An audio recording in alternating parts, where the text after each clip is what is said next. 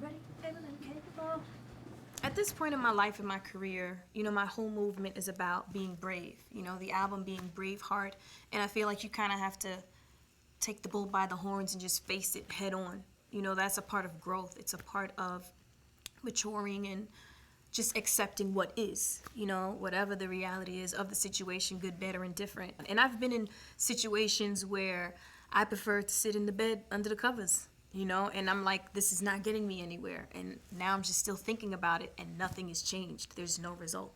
I just learned so much with going through things in the public, obviously with my career, but my personal life as well. Just being that I'm a writer, it's kind of a good thing when you have real, genuine, organic things to write about that so many people can relate to. So I think what makes this album special is that it is so sincere, and it really is a product of everything that I've gone through. When I feel down or I feel a little defeated, I'm a huge fan of reggae music.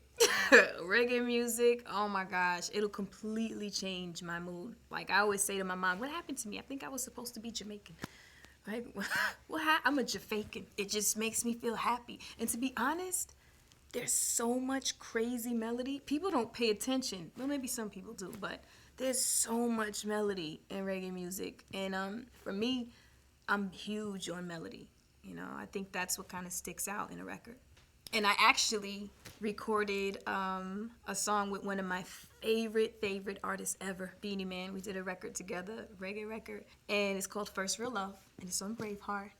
And it just makes me so happy. I played the record over in Kyrgyzstan, and they flipped. And I was just like, oh my gosh, we got one.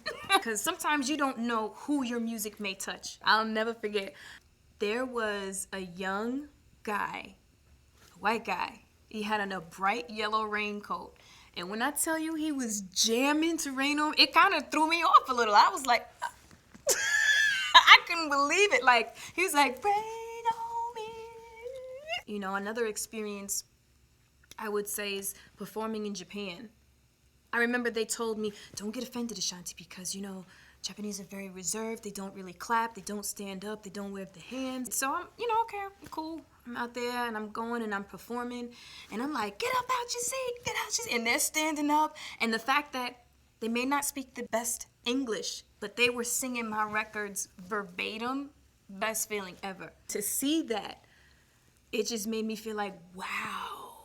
This is why music is so powerful. This is why we need music in our lives. My mom actually did name me after the Ashanti tribe. There is a tribe in Ghana, the Ashanti people, and what's cool about it is, kind of like in foreign places, the women are kind of low on the totem pole. The men kind of run things.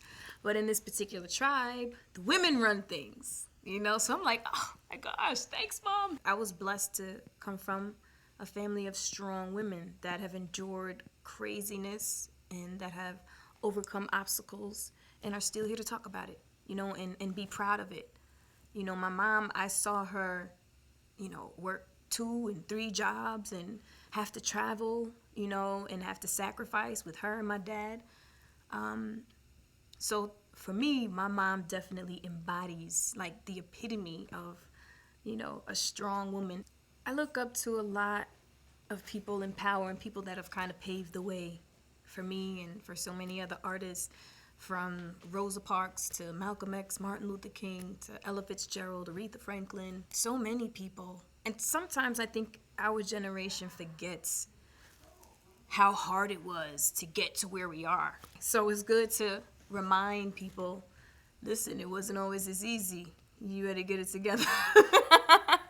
Let's comprehend and appreciate the people that have paved the way for us. Again, being brave. I just keep referencing BraveHeart because for me, that's where I am. It's like that's my movement.